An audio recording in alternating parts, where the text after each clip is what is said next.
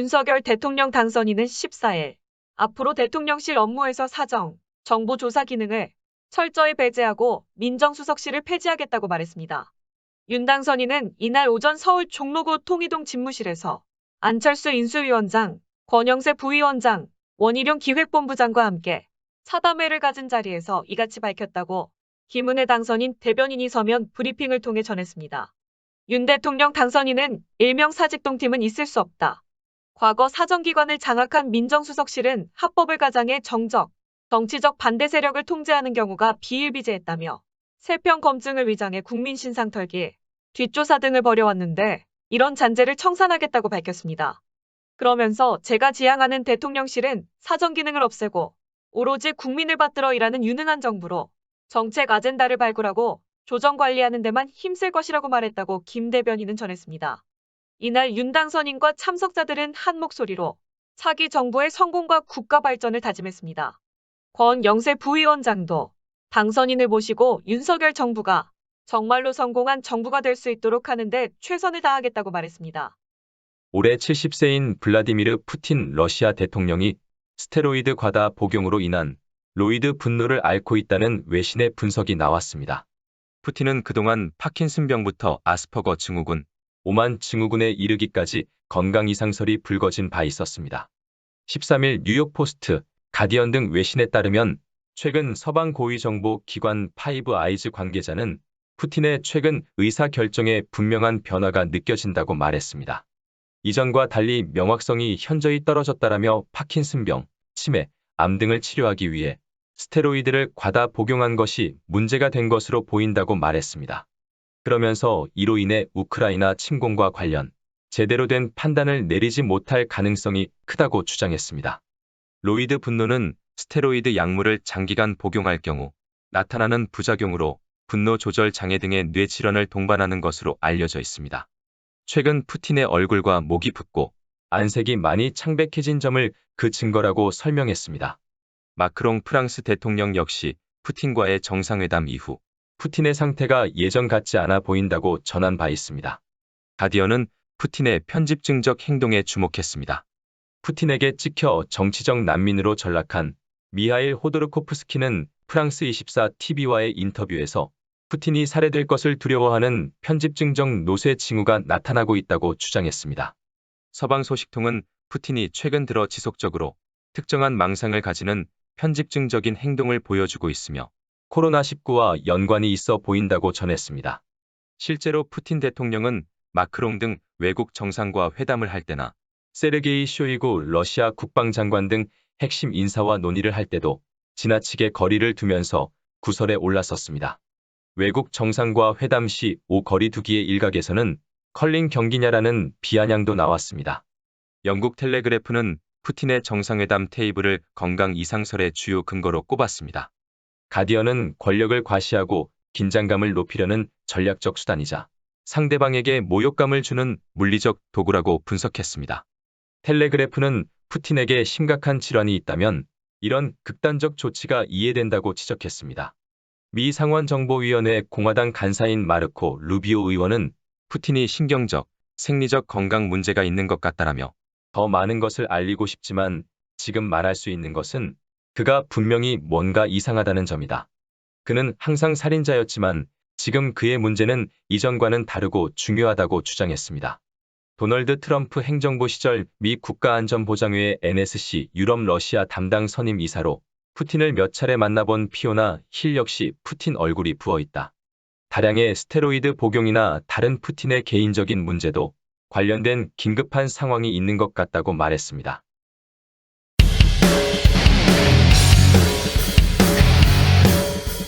유전자 변형 모기 수백만 마리를 방출하는 실험이 미국에서 허용됐습니다. 사상 최대 규모입니다.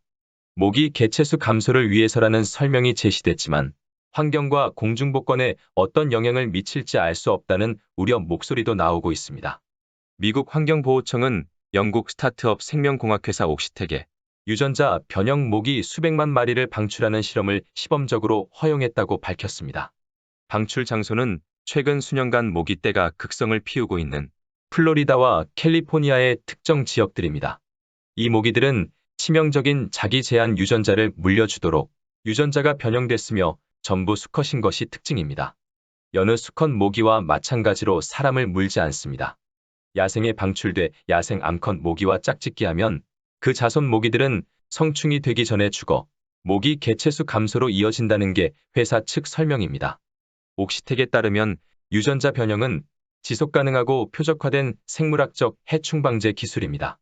살충제는 벌이나 나비 같은 유익한 곤충들까지 피해를 입히지만 유전자 변형은 특정 해충만 표적화해 제거할 수 있습니다. 댕기열, 지카 바이러스 등을 옮기는 이집트 순모기가 표적이라고 밝히고 있습니다. 이번 사업은 빌 앤 멀린다 게이츠 재단에서 후원합니다. 빌 게이츠와 아내와 현재 이혼한 멜린다가 공동 설립한 이 재단은 댕기열, 황열병, 지카 바이러스 등 곤충을 매개체로 하는 질병 퇴치 사업의 일환으로 옥시텍을 후원하고 있습니다. 백신 보급에 앞장선 재단이기도 합니다. 옥시텍은 지난 2013에서 2015년 브라질과 케이먼 제도에서 유전자 변형 모기를 시험 방출한 결과 90%의 개체수 감소 효과가 입증됐다고 밝혔습니다. 지난해 플로리다와 캘리포니아에서도 3개월에 걸쳐 14만 4천 마리를 방출해 비슷한 결과를 얻었다고 전했습니다.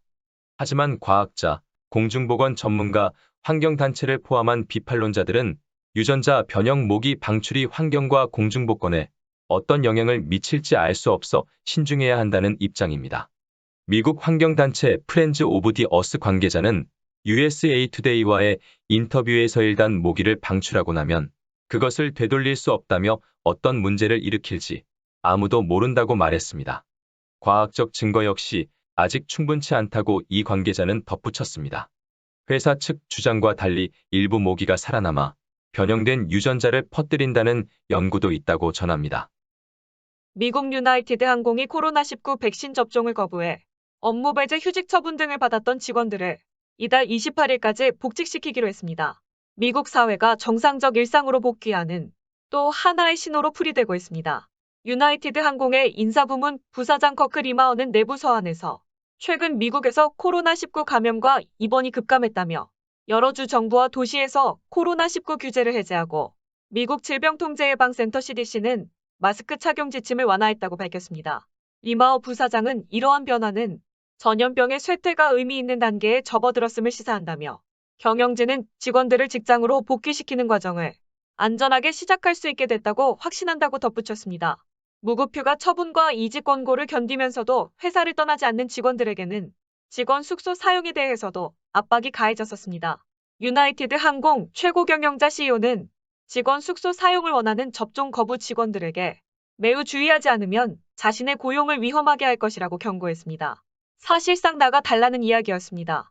회사 측 결정과 별개로 연방법원에서는 백신 접종을 거부한 직원들이 제기한 소송이 진행 중입니다. 법원은 지난 2월 판결에서 유나이티드의 명령은 직원들에게 소신을 포기할 것을 적극적으로 강요하고 있다며 회사 측에 다소 불리한 언급을 했습니다. 이번 회사 측 복직 결정에도 일부 영향을 미친 것으로 보입니다. 의료 투명성 확대를 요구하는 수십 명의 대학 교수와 의료 전문가로 구성된 공중위생 의료 전문가 그룹은 미국 정보공개법에 근거해 화이자의 코로나19 백신 승인 관련 문건 공개를 청구했었습니다. FDA는 이를 거부했고 공중위생 의료 전문가 그룹은 정보공개법 위반 혐의로 FDA를 제소했습니다. 그러자 FDA는 법원의 해당 문건은 45만 쪽에 이르는 방대한 분량이라며 인력 부족을 이유로 먼저 1만 2천 쪽을 제출하고 이후 매월 500쪽씩 제출하게 해달라고 요구했습니다. 이 경우 문건을 모두 공개하는데 약 75년이 걸리게 됩니다. 공중위생 의료 전문가 그룹은 FDA가 화이자 백신 긴급 사용 승인을 하기 위한 자료 검토에 단 108일밖에 걸리지 않았다는 점을 지적하며 석 달 만에 검토를 끝낸 자료를 공개하는데 75년 달라고 하는 것은 앞뒤가 맞지 않는다고 반박했습니다. 법원은 공중위생 의료 전문가 그룹 측 주장을 받아들여 FDA에 우선 1만 2천 쪽을 공개하고 이후 매월 5만 5천 쪽씩 8개월 이내에 모든 문서를 공개하라고 명령했습니다. 이에 따라 FDA 생물제품평가연구센터는 실질적 정보가 담긴 첫 5만 5천 쪽 2월분을 3월 초 처음 공개했습니다. 이 문건에는 의약품 허가 후 보고된 부작용 종합분석이라는 38쪽 분량의 보고서가 포함됐는데 화이자 코로나19 백신 접종 후 신장장애, 급성 이완성 척수염 AFM, 뇌색전증, 심장마비성 출혈성 뇌염 등 무려 1291종의 부작용이 보고됐다는 내용이 실려 있었습니다. 보고서에 따르면 작년 2월 28일까지 보고된 백신 접종 후 부작용은 총 42,086건, 15만 8,893개 증상으로 지역별로는 미국 13,739건이 가장 많았고, 이어 영국 13,404건, 이탈리아 2,578건, 독일 1,913건, 프랑스 1,506건, 포르투갈 866건, 스페인 756건, 기타 56개국 7,324건으로 나타났습니다. 부작용이 보고된 환자들의 평균 연령은 50.9세에는 여성 71.1%, 남성 21.8%, 나머지는 성별 불명이었으며 이 가운데 19,582명 46.5%이 회복 또는 요양 중이었고 1,223명 2.9%이 사망했다는 충격적인 보고서였습니다. 520명인 1.2%는 부작용 발생 후 회복했지만 후유증이 남았다고 보고서는 밝히고 있습니다. 가장 많이 보고된 부작용 증상은 두통 24.1%, 발열 18.2%, 피로 17.4%, 오한 13.1%, 접종 부위 통증 12.3%, 메스꺼움 12.3%, 근육통 11.7% 등이었습니다. 막장 코드를 내세운 일부 주말 드라마들이 시청자의 비판과 관심을 한꺼번에 잡아끌며 방송가의 뜨거운 감자로 자리매김했습니다. 현재 방영 중인 KBS ETV 신사와 아가씨, TV조선 결혼작사 이혼작곡 시즌3 등입니다. 이들 드라마들은 저마다 시청률을 가파르게 올리고 있지만 개연성 없이 자극적인 요소만 강조하면서 시청자의 빈축을 사고 있습니다. 단 6회를 남겨둔 신사와 아가씨는 최근 주인공 이영국 지현우의 기억상실증 설정으로만 이야기를 풀어가고 있습니다. 전 비서조사라 박하나가 기억이 온전치 않은 이영국을 속여 결혼을 계획했다가 실패하는 과정을 반복하면서부터입니다. 자연스럽게 이영국과 그의 연인 박단단, 이세희도 이별과 재결합을 지속하고 있습니다. 이에 실시간 댓글창에는 황당하고 답답하다는 댓글이 잇따랐습니다.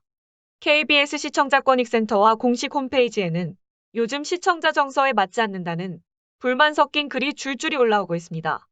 결혼작사 이혼작곡3은 주인공을 맡은 배우들이 대거 교체된 이후 몰입이 깨졌다는 반응을 얻고 있습니다. 시즌 1부, 2부에서 성훈, 이태곤, 김보연이 각각 맡은 반사현, 신유식, 김동미 역을 시즌3에서는 강신효와 지영산, 이혜숙이 이어 연기합니다. 캐릭터의 얼굴이 바뀌면서 이전 시즌과 별개의 드라마처럼 느껴진다는 시청자들이 많습니다. 또 이미 사망한 김동미 남편 신기림 노주현이 귀신으로 등장해 막장 전개라는 비판을 불러일으켰습니다. 개연성이 턱없이 부족하다는 시선과는 달리 시청률은 가파르게 상승 중입니다.